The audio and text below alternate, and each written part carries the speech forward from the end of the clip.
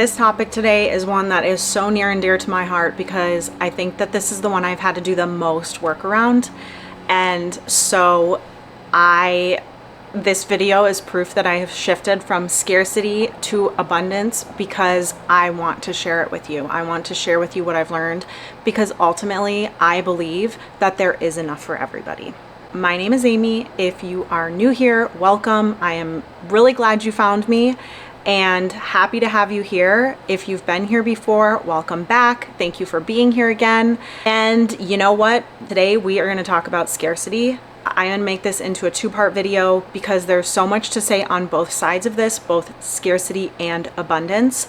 And I think that, to really understand your own scarcity, it's important to just kind of take some time and reflect on the topic and where it shows up in your life.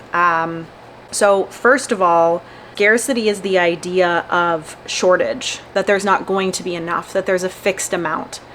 And I think that scarcity shows up for everybody, but it also shows up if, you grew up in a home, in a household where that was the kind of predominant idea. And I love to think that, everything kind of comes from one of two places, either love or fear. Scarcity comes from fear. And generally how we do one thing is how we do everything. So if you predominantly have thoughts that are based in fear or scarcity, then that is kind of what's guiding you and leading you. And if you grew up in that environment, there is a good chance that you've picked up a lot of that because that's what you were exposed to, that's what you know. And that is exactly what my experience was. And it was especially focused on money. So I'm going to talk about scarcity as a whole and touch a lot on money also, but just know that this kind of fits in any way on any topic. And yeah, mine showed up first through money, but it certainly came in all other possible forms. Just to give you an idea, some thoughts around scarcity that you might not even realize are kind of reflecting that I wrote a few down. I'm going to read this idea that making money is hard and that you have to do all of this work and work so hard to have money, to have a life that you want, and that the only way to success is through really hard work. Somebody who hoards, who really attaches to things and has an extremely hard time sharing anything, including knowledge, somebody who doesn't want to share their knowledge or share what they've learned and thinks that if they share that there's less for them, believes that there's just not enough. And that could be of anything. And that I remember, and I'm so embarrassed of aspects of how that showed up for me, but it's true. People who won't offer help, that is also a form of scarcity, and I think that's connected a little more to our time. And fear of change is a huge part of scarcity, and really fear of fill in the blank could all probably just fall under scarcity in some form. And this idea that there's only so much money in the world, so if somebody else has it, you can't have it then. And really seeing people who have what you want and then feeling jealous because they have it rather than seeing it in some other way. Another thing is it can show up in when you are out with people and feeling this need to split things to the absolute penny, or okay, I'll get this person a coffee knowing that they're going to get me one next time. Going through that list, there's a few that really stand out to me, and that is because they are ones that maybe I experienced a little bit more of, or I see that seems so common. And just having this opportunity to kind of shift. And one of them is this idea of seeing people who have something that you want and your reaction being jealousy. Jealousy is also a learned behavior. It's a learned response. It's a learned belief. That means you learned it. You don't have to keep it. It doesn't have to be yours. And for me, something that really helped was shifting into, okay, that person has something that I want. I want to feel inspired by that to see that that's actually possible. Wow, this stuff is possible. Feeling excited about that, because another thing is that we can't know that there is more that's possible if we don't witness it. We can see things and start to imagine, but ultimately there's a little bit of a cap if we grew up in a home where there's a lot of scarcity and we're not really watching anything or reading anything or being exposed to things that show us that more is possible. And so we've learned that when we do see anything like that, it's bad, because that means now you can't have it.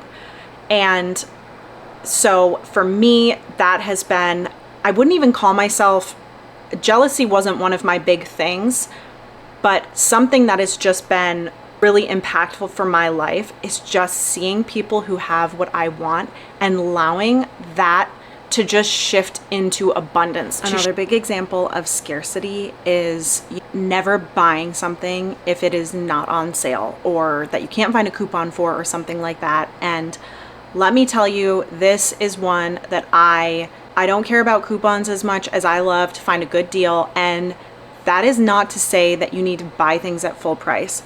But you have to remember that scarcity is an energy, it's a vibration that you're putting out, and you are going to get back what you put out. And so if there's an element of being so like tight with what you're willing to buy or not buy, that is what you want to start working on. Another thing is just not being generous, I should say, and feeling like you can never be the person to treat a friend or the people you're with because you don't have the money.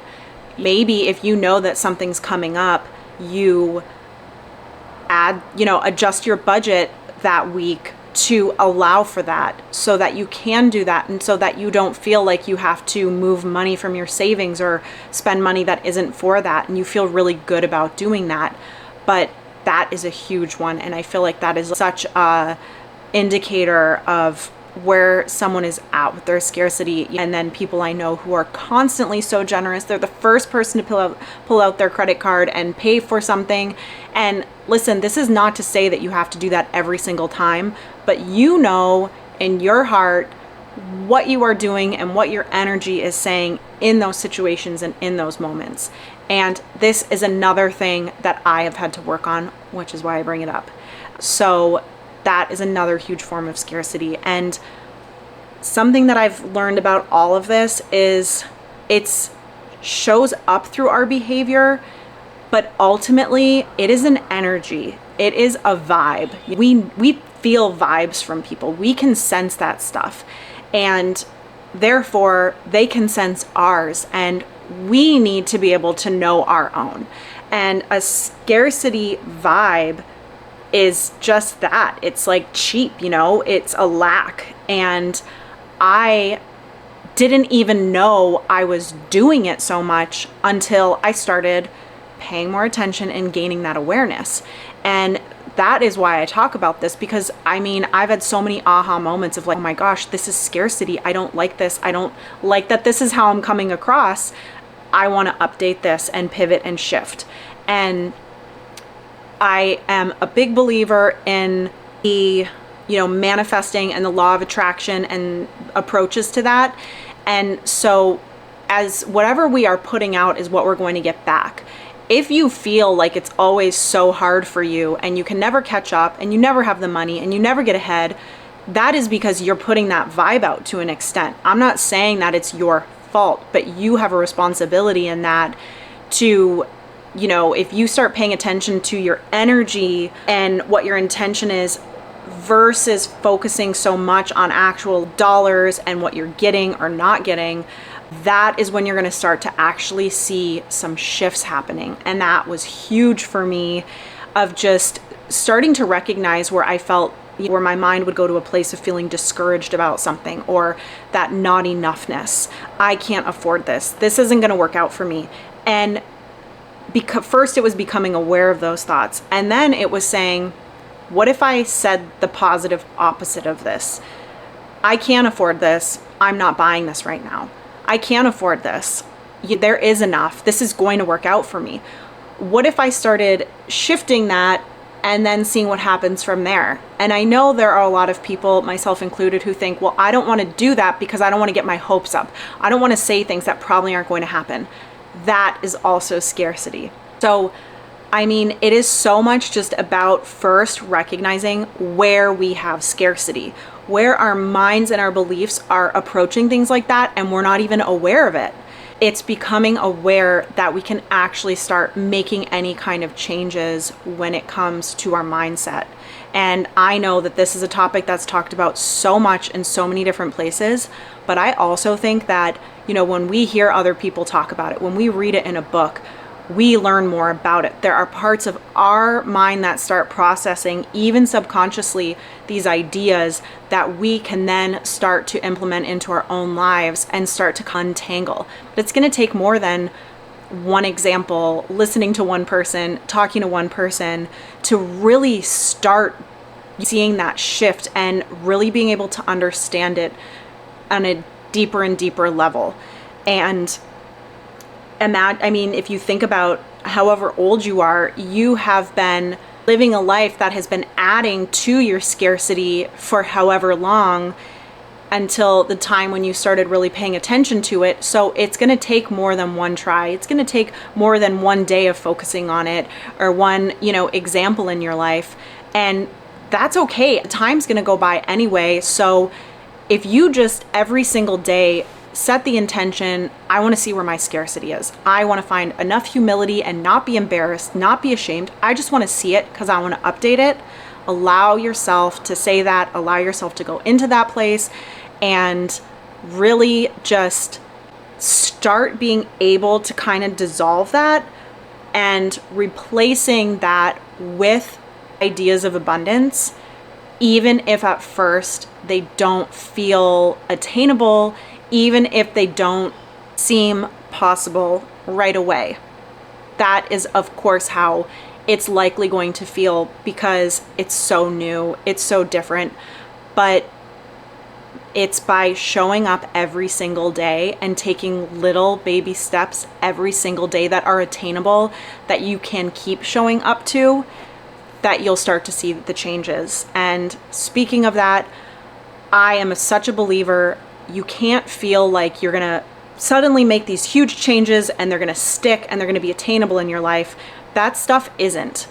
It's not what works. We need to make these little changes every single day, and not even changes as much as like making these commitments to ourselves of setting these intentions of, all right, this is how I want to show up. This is my intention for the day. I want to see that scarcity today. And just by doing that every day, and even if you forget it for most of the day, setting a reminder, having little moments where those add up, that is what is going to make the difference. That is where you're going to look back and actually see that change happening. So I am going to talk more about the opposite of this, which is abundance, in my next video. So I look forward to talking to you then. And please, if you got anything out of this, consider subscribing to my channel, give me a thumbs up, and leave any questions or comments in the comment section, and I will talk to you next time. Bye.